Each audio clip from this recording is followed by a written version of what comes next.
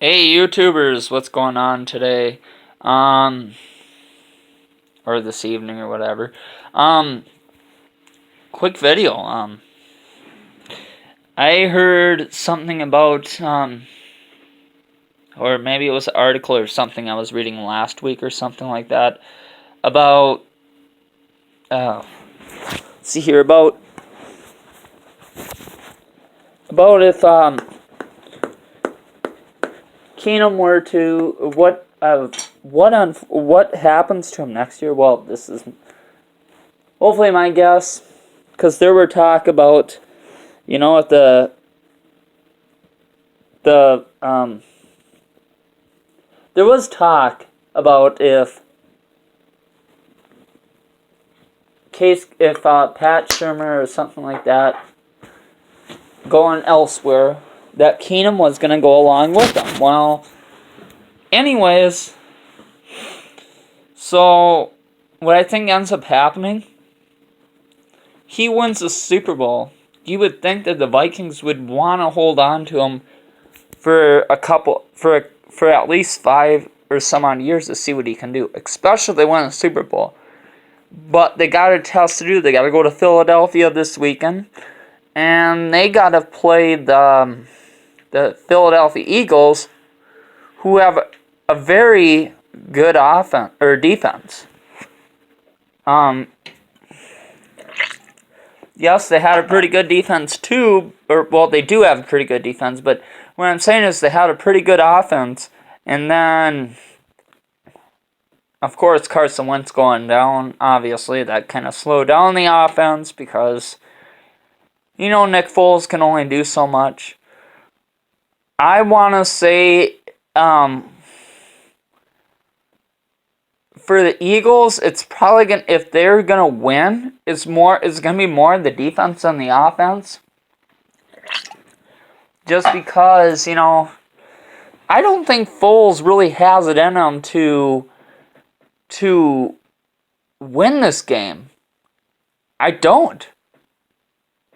I think he's probably gonna hand the ball off to his running back, which is most of the time now Ajayi, which I think that they're gonna hand off the ball more to him because, if anybody's gonna run in for big gains, they're gonna get big gains. Because you got the strong Vikings defense, which I'm not saying they're the number one offense.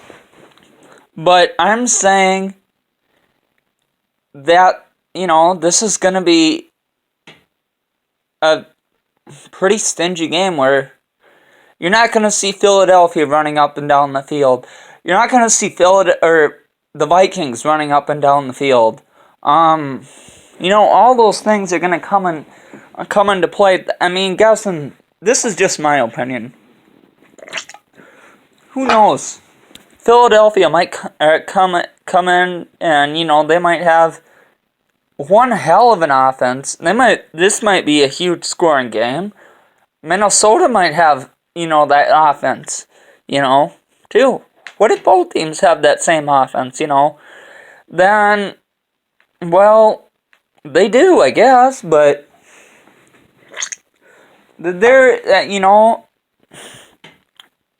some people think that, well, of course, they're Vikings fans. They think that the Vikings are going to win this game. And I think there was a prediction that the Vikings might be favored to win by 6, if anything, but then they were favored to win against New Orleans. But my God, was that a close-ass call.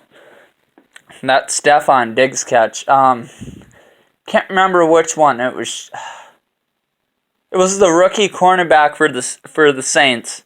Anyways, I think he went and dived for Diggs, but his shoulder and his whole body just completely missed him, allowing Diggs to keep on trucking. And how he kept his balance, I frickin' do not know.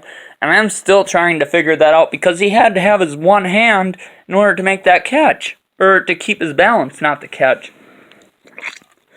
And the other thing, I guess, in the Guinness World Records, the the Richter scale or whatever it was in that state in the U.S. Bank Stadium, it actually jumped past like 104.3, I believe it was.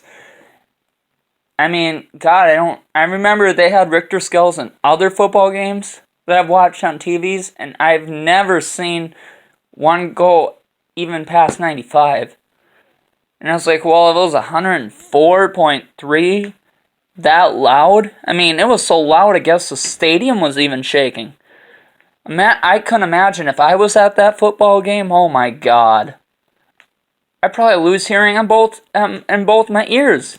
I guess that's how loud it was. And this is going to be a big thing, not only for the Vikings football team, but I don't know if you heard about this. The 100-year-old fan, or she's turning 100 or something like that. And, well, I don't know how in the hell she didn't have a heart attack. I mean, that was freaking exciting. I mean, I was in the bathroom. I shaved or whatever. And I had my TV up pretty loud. So anyways, and luckily I had it recording on my DVR. That's the only way I've seen that Stefon Diggs make that fabulous catch. And that was just insane. And so that's why I'm thinking, well, if they're going to come into Philadelphia and come off that insane catch, I'm thinking Minnesota's going to throw everything they have at them.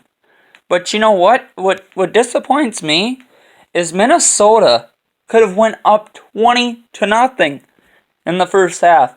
And even if they did, they would have blown that 20-point lead, just like they gave up their 17-point lead. That's what I'm nervous about. What if the Vikings they shut down Philadelphia in the first half or the first quarter, whatever, and then they just give up a bunch of points and then Philadelphia's ahead,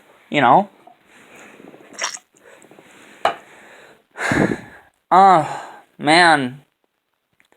I don't know what to tell you, but I might be as nervous about this game as I was nervous about watching the last one. I mean, how crazy was that? And it was just freaking crazy. But you know what? I see this being a good game.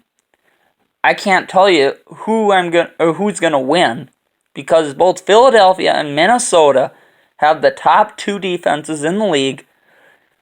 On the AFC side, well, we'll get to the AFC side later. I'm not going to even talk about the AFC. I'm just focusing on the NFC. Maybe I'll do a video tomorrow on what I think is going to happen in the AFC between Bortles and Brady.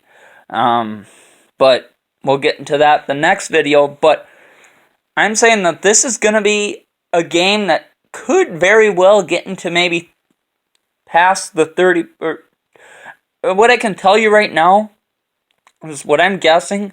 Both teams together in the Minnesota-Philadelphia game, it is going to combine with 60 points, at least.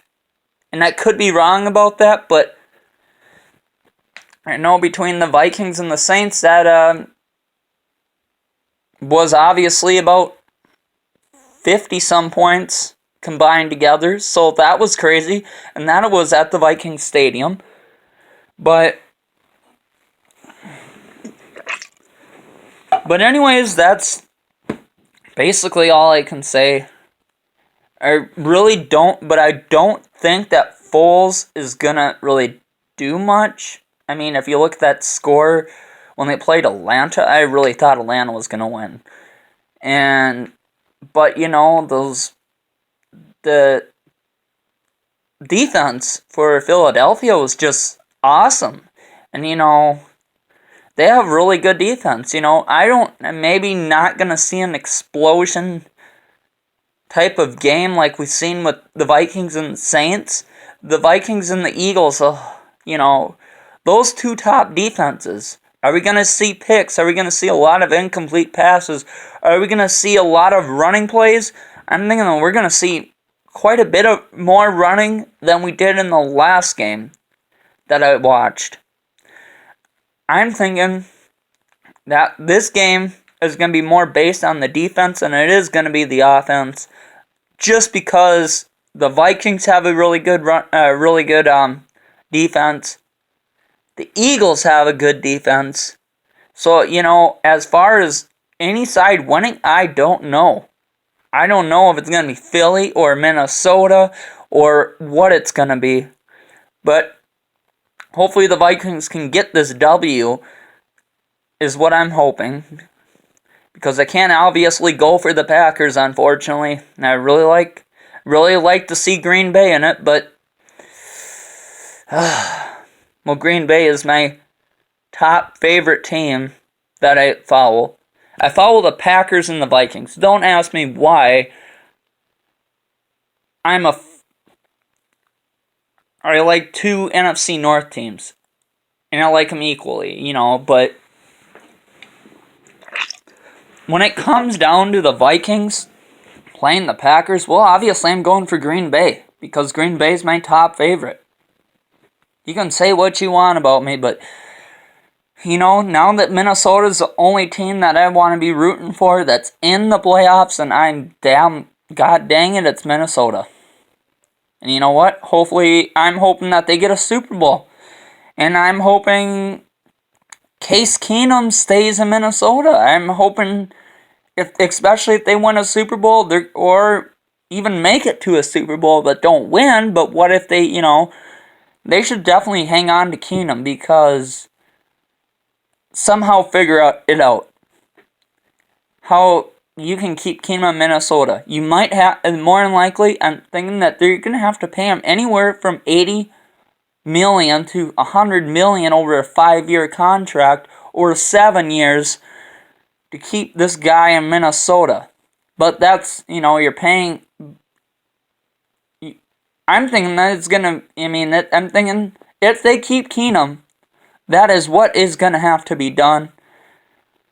I'd love to hear your comments or whatever down below, what you think they should do. If they should go keep Keenum, give him a lot, if they should give him a lot of money, or what they should do. But anyways, this video has been long enough, so I'm your boy Tony, and I am heading out.